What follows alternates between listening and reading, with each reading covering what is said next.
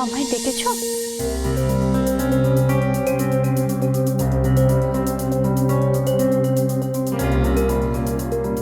আপনার প্রতি আমি কৃতজ্ঞ। আপনার জন্যই আজ ঈশা বেঁচে আছে, আর সেই সূত্রে দাদাকেও আজ আমি ফিরে পেয়েছি। কিন্তু আপনার কাছে একটা অনুরোধ আছে, আপনি প্লিজ এই বাড়ি ছেড়ে চলে যান।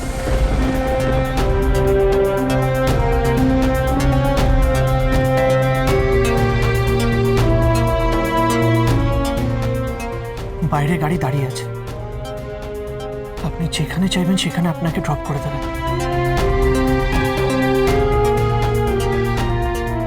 আপনি হয়তো বুঝতে পারছেন না, এতদিন পর দাকে আমরা ফিরে পেয়েছি। ওর জীবনটা আমাদের কাছে বড্ড দামি। আপনি প্লিজ এই বাড়ি ছেড়ে চলে যান, প্লিজ। কিন্তু আমাকে হঠাৎ চলে যেতে বলছো কেন? মানে আমি কি এমন অপরাধ করলাম? আমার দাদার স্ত্রী আছে,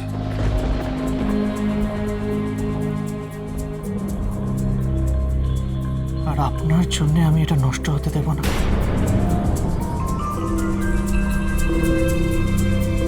আপনি থাকলে এখানে সবকিছু নষ্ট হয়ে যাবে। ঈশার ভুলের জন্য আমি আপনার কাছে ক্ষমা চাইছি। তুমি পারবে তো তোমার দাদাকে সামলাতে? নতুন গোসাই যে আমাকে দেখবে না। দাদাকে সামলানোর দায়িত্ব আমার। আমি যেভাবে হোক দাদাকে সামনে রাখবো। আর কোনো কথা না, আপনার জন্য আমি তার মনের সম্পর্ক নষ্ট হতে দিতে পারবো না। ঠিক আছে, তুমি যখন বলছো তখন তো আমায় যেতেই হবে। না,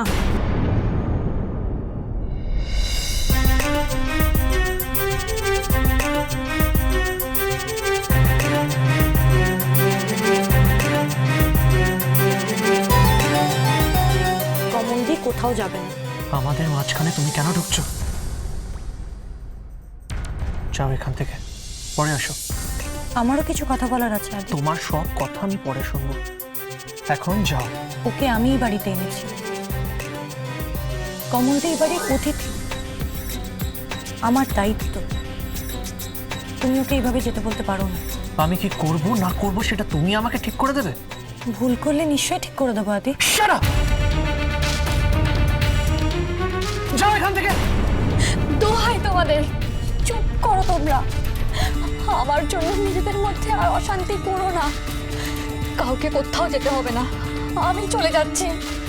দিদি, দিদি দাঁড়াও, দিদি।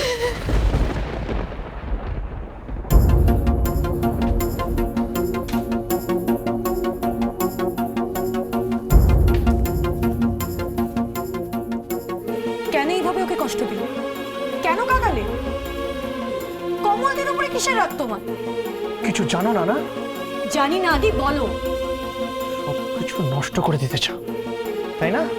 মানে ন্যাকামো করছো, নিজের সবকিছু ঘটিয়ে এখন কিছু না জানার ভান করছো। একটা কথা কান খুলে শুনে না, তার মনের মাঝখানে আমি কাউকে আসতে দেব না, কাউকে না।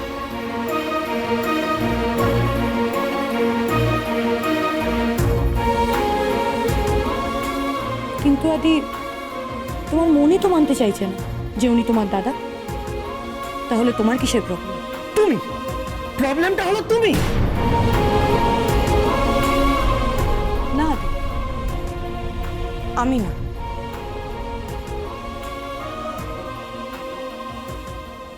এখনো বলবো, প্রবলেমটা তোমার মন।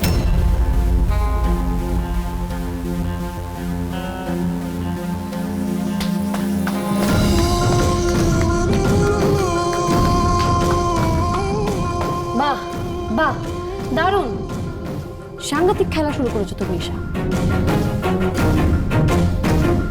মাঝরাত্রে আমার ঘরে গিয়ে আদির এগেনস্টে কথা বলছো, এখন আদির কাছে আমার এগেনস্টে কথা বলছো। এক্স্যাক্টলি কি চাইছো তুমি? এই মহিলাটা আবার নতুন খেলা শুরু করেছে। চুপ করে আছো কেন? উত্তরটা দাও। উত্তর দেওয়ার সময় এখনো আসেনি দিদি, আর 2 দিন সময় লাগবে। কিন্তু তুমি আমার একটা প্রশ্নের উত্তর দিতে পারবে?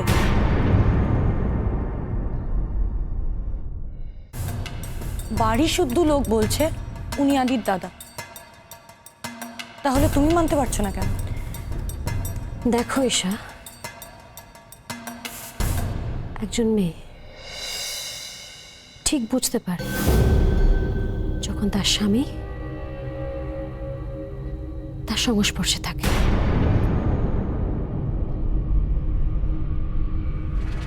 আমি যখন বুঝতে পারছি না, তার মানে উনি আমার স্বামী নন।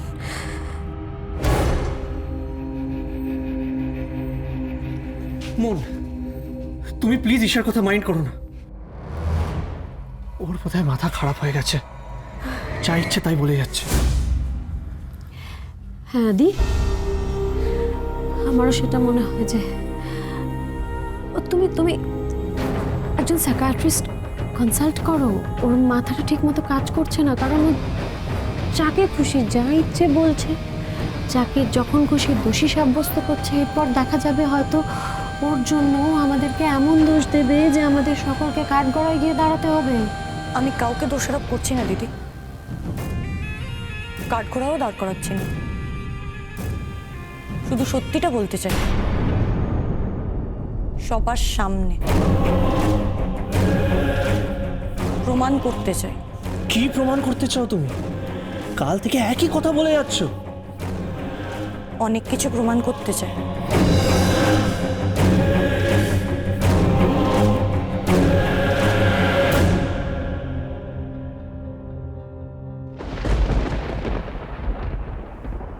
প্রথম প্রমাণ,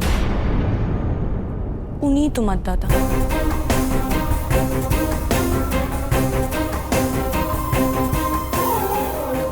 আর এই প্রমাণটা জরুরি তোমার জন্য দিদি।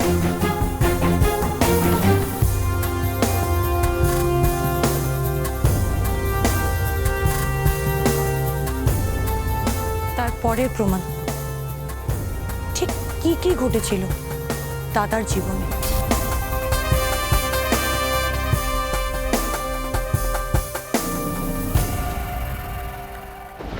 এতদিন ধরে আদি যে অপরাধে বোঝাটা বই নিয়ে বেড়াচ্ছে, তার আসল কারণটা কি?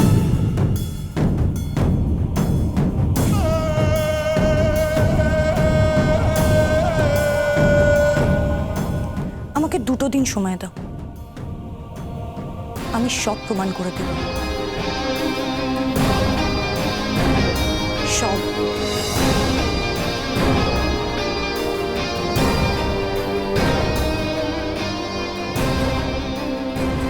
এবার কিন্তু তুমি খুব বাড়াবাড়ি করছো ঈশা। ভেবো না এটার ফল খুব ভালো হবে। তুমি ভালোভাবেই জানো। কমল দি এভাবে চিৎকার করলো কেন? নিশ্চয়ই তার কিছু হয়েছে। Tick, tick, tick, tick, tick, tick, till the love story